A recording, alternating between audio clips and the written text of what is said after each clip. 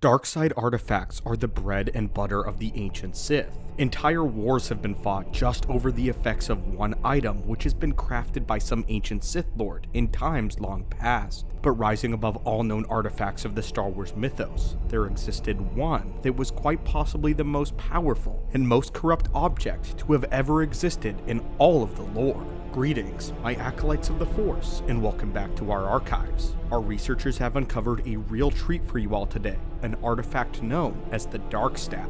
This staff was so powerful that it almost brought about the destruction of an entire solar system, and probably would have consumed the galaxy if given the chance. This staff was so evil that the ancient Sith deemed it too dangerous to use, too corrupt for even themselves. Every Sith Lord that came in contact with the staff would desire to destroy it, and it got so bad that at one point, even the dark side itself threatened to annihilate the item. So, what was the Dark Staff?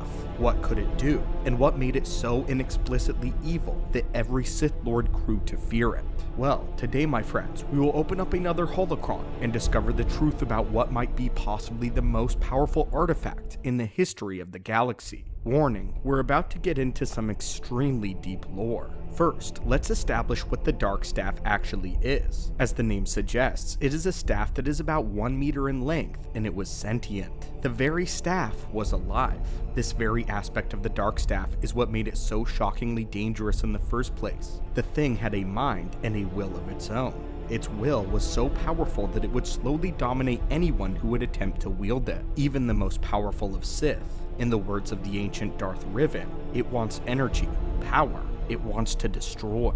It wants to end lives. It wants. And that by itself is the most disturbing aspect. The reason that I fear it and desire it and seek to destroy it.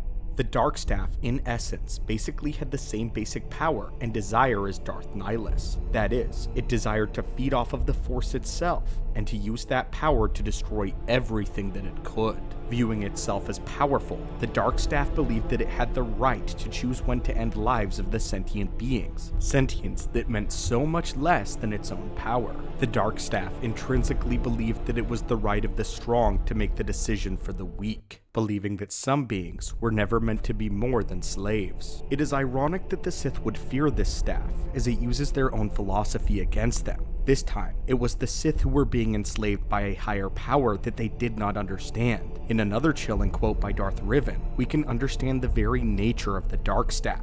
It is an emptiness, a slice of the universe where there is no light and no heat, but also no cold and no dark. Light moves around it, but does not come into its grasp. It doesn't want the light. It wants the Force. No one actually knows who created the Dark Staff originally, but it is known that it was made by an ancient Sith, and supposedly it was created by an experiment gone wrong in a place long forgotten. Dark and corrupted, disturbing experiments that have been taken away by time itself. Some of the only knowledge recovered by the ancient Sith is that it was found out that the creator of the Dark Staff had almost instantly regretted making it and tried to unmake it, but the Dark Staff destroyed its maker before he could react. The staff would pass from hand to hand following and travel around the galaxy, managing to destroy entire worlds and kill millions of people all on its own. For a rare case, the Sith Empire banded together and eventually recovered the Dark Staff, causing its powers to go dormant. But then the Sith Lords discovered something peculiar. They believed that the staff was so powerful and held so much intrinsic energy within itself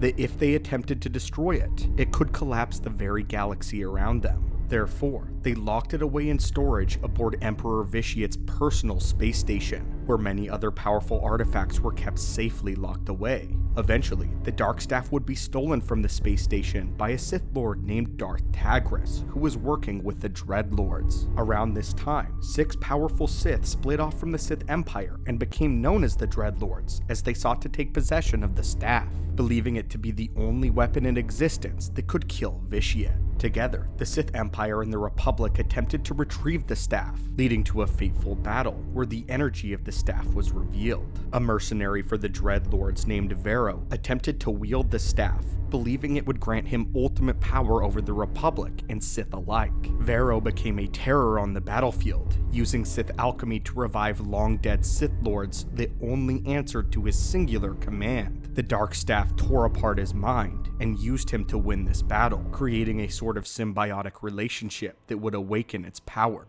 When the war was won, Varro had a terrifying realization. The staff had been slowly draining away his life force. Following Varro's painful, slow, and agonizing death, it exploded and vanished. The next whereabouts of the staff occur on the planet of Oblis in the Coloran system. Here, the staff dominated the people, learning from their advanced technology, building up their society to great grand lengths. However, the staff would then call out to something in the unknown regions of space, something that has not been spoken of or seen since, summoning what has only been referred to as a shadow creature, which began to destroy all joy and peace on the world. This, though, was all a trap. The advanced Obli people, viewing this creature as an absolute threat, created a powerful cannon which used kyber crystals, grafting the most powerful kyber crystals in the system into a power source. This is exactly what the staff wanted, as it manipulated the Obli people to go further and to develop the staff into a super weapon.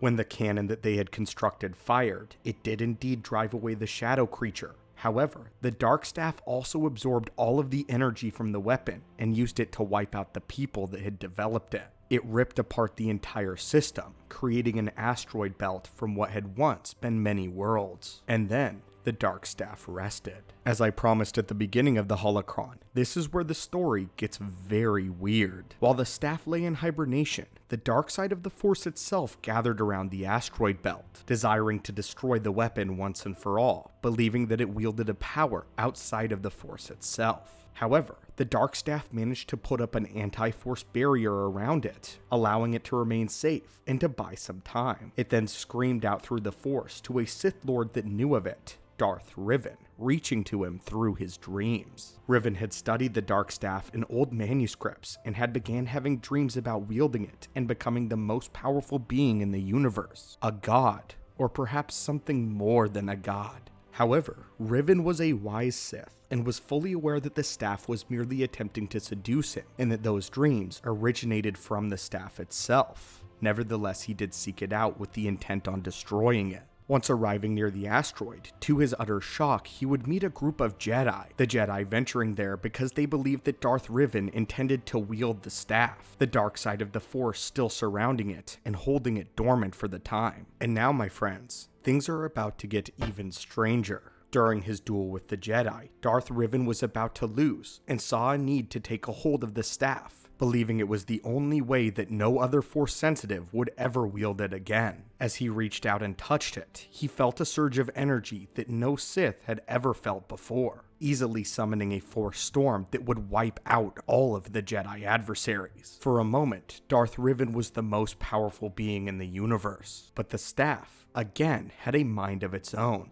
and a plan as well. Using the Force Storm to open up a wormhole, it sucked Darth Riven 1,000 years into the future, as he arrived at the dawn of the Sith rule of Two and the Ruusan battle. Witnessing the final battle between the Army of Light and Brotherhood of Darkness, Darth Riven was too weak, and just like Varro, the Dark Staff had consumed his very life force. Believing that he had failed completely, Darth Riven passed into the Force. It would be the Jedi of this time that would discover the Darksaber. However, they sensed something strange about it, and too deadly to be wielded by their order. Sensing, again, it was beyond the Force itself. But this did not mean that the Force could not affect it. Returning it to the asteroid belt that the Dark Staff had attempted to flee 1,000 years earlier, the Jedi placed their most powerful artifact near it, an artifact known as the Eye of the Sun. The presence of the Eye of the Sun concealed one's own identity in the Force itself, leaving it undetectable, and essentially created a field around the Coloran system that left it blind to everybody. The Dark Staff could never call to anyone again, but there would be one more that would happen upon it.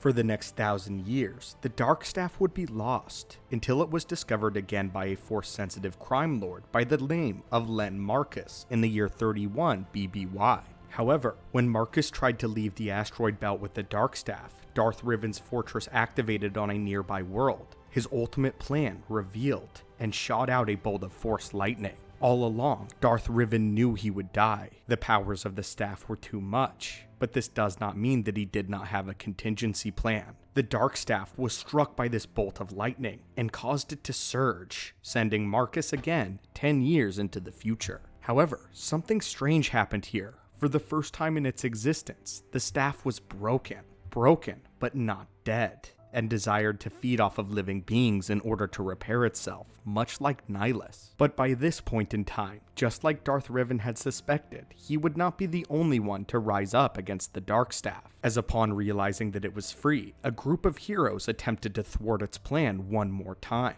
killing its wielder in Marcus, but this did not stop the staff. The staff now attempted to use the light side of the Force against the universe itself, desiring to absorb the Eye of the Sun, destroying its prison of the Coloran asteroid belt. However, the heroes of Coloran attempted to use the light side of the Force to surge through the Eye of the Sun, and when the dark staff attempted to absorb it, the light side was too much, and the staff shattered into oblivion. Finally, the dark staff was no more. Now, after that thrilling, convoluted, and extremely perplexing story, what were the Dark Staff's actual abilities and powers? Unfortunately, like many Sith artifacts of the past, we don't get a detailed description of what the Dark Staff actually could do. First and foremost, though, it was resistant to almost all forms of energy, which included Force abilities, and was immune to lightsabers. All light that passed near the artifact was consumed by the Dark Staff, which was then able to produce black, smoky tendrils that allowed it to suck the Force essence out of living beings. It could also drain energy from Force artifacts, as it attempted to do with the Eye of the Sun. And if it managed to absorb enough energy, as we saw, it could destroy an entire solar system. For protection, the staff could create an area around itself that was devoid of the Force, and it could even teleport itself to different locations and periods in time. When charged with a sudden burst of power, it was able to rip open wormholes that then could teleport the wielder into the future, or presumably the past. Furthermore, the staff had the ability to transform creatures into Sith spawn, dark side influenced mutants, and could be used to animate corpses, using the dark side to create zombies. It could raise dead spirits, and alter the environment by fusing the dark side into the area around itself. But in the end, the biggest ability it had was how it influenced others. It could seduce even the most powerful and brilliant minds in the galaxy, giving them the idea of greatness, though once claimed, it would dominate the minds of its possessor. It drove nearly every being around it insane, and could stop beings from healing each other using the Force. Another ability we know of is the Dark Staff could use the ability of Battle Lords, which allowed them to transfer any damage taken to the wielder onto any of their minions. With all of that said though, the Dark Staff was not all powerful, as it had weaknesses to the light side. It was unable to consume the Force essence of individuals who freely sacrificed their lives, and did so out of compassion and love. The reason being, the staff did not possess these qualities whatsoever, and again, its greatest weakness proved to be the Eye of the Sun. It could not speak to anybody while in the radius of the eye, and in the very end, channeling all the light side of the Force through the eye itself is what ultimately destroyed the staff. But anyway, my friends, this is the story of an artifact that was so evil that not even the Sith wanted to have anything to do with it. From what we know of the Dark Staff, I would safely conclude that this artifact has got to be undoubtedly one of the most dangerous objects in all of Star Wars lore, and is certainly one of the most powerful. Not even Sith Emperor Vitiate wanted to use it, at least not at the moment. Darth Vitiate himself had it locked away. But what's especially compelling about the Dark Staff is, in the end, the dark side and the light side itself combined to destroy the weapon. The dark side trapping the weapon, and the light ultimately destroying it. It's debatable, but this artifact could be the singular thing that the light side and the dark side actually work together to bring about its destruction. But we want to know what you think about this story, my acolytes. Again, one of the deepest lore dives we've ever done on the channel. Let us know your thoughts on this insane story and one of the most evil artifacts in all of Star Wars. As always, may the Force be with you, and I hope to see you in the archives again soon.